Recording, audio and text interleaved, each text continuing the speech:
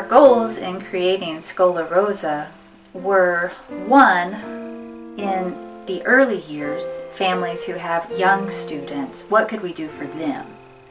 And we wanted to create the possibility of a stable community, a stable organization that they could depend on year to year, even if they had to take a year off because of a sickness, because of a baby, whatever it might be. And the way to guarantee that would be to have a co-op program that had a clear cycle, a clear curriculum, a clear structure that would be ongoing. And it wouldn't be a co-op that would change year to year. Because even if mom is not at co-op because of something that happened, then she might want to continue that curriculum at home in hopes of continuing the co-op the next year. So our first goal was to make an integrated co-op and curriculum program so that moms could do that. The second goal, or what we hope would help co-ops remain going, was to think of things, incentives, if you will, for co-ops to hold on to the program and keep it going. And the first thing we thought about was price. And so we created this aggressive price reduction schedule the longer a co-op remains in existence. And then the next issue was, well, teachers, tutors. So if we have the 7th through 12th grade addition, we don't want to be relying on paid tutors. And so how then can we help moms or dads feel confident enough to teach classes like logic? And to that end, we created teaching scripts so that you could have a moderator from any household in charge of that course.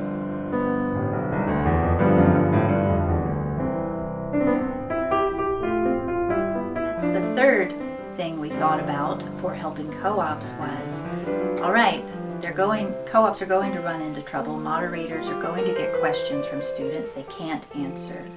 Students are going to need answer keys for all of their assignments, and so we've provided answer keys, automated quizzes, but then we've also provided the moderator ongoing help throughout the year. So we're just a phone call away or an email away.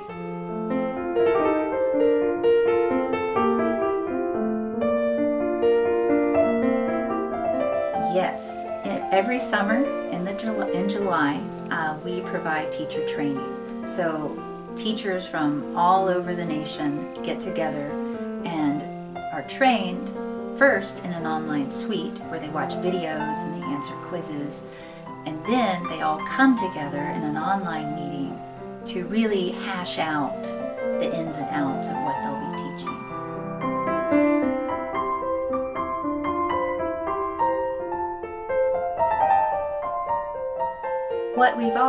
What I have found and what I've noticed within Catholic communities, Catholic households, is for our children, having that Catholic identity within our home is one aspect in the beginning.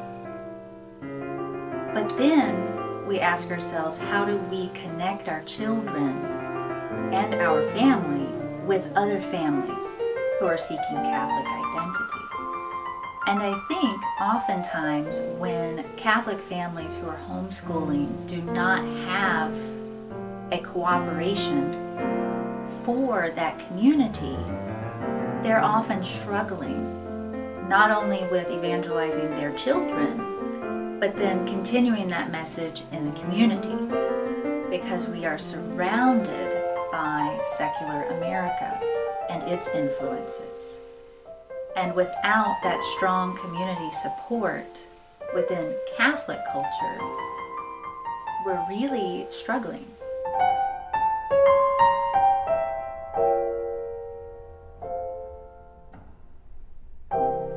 My hopes for a community that has been doing Schola Rosa for a long time, and even in the communities I've already seen where they've done it for a short time, is that you see friendships develop between moms between dads, between children.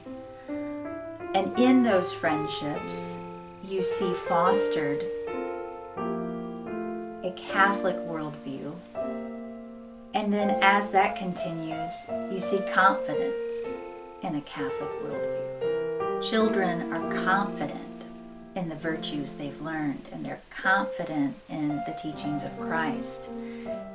And in middle school and high school, they're confident in conversation with friends who may not be Catholic. And so over time, there is just a very strong attachment to Catholic identity.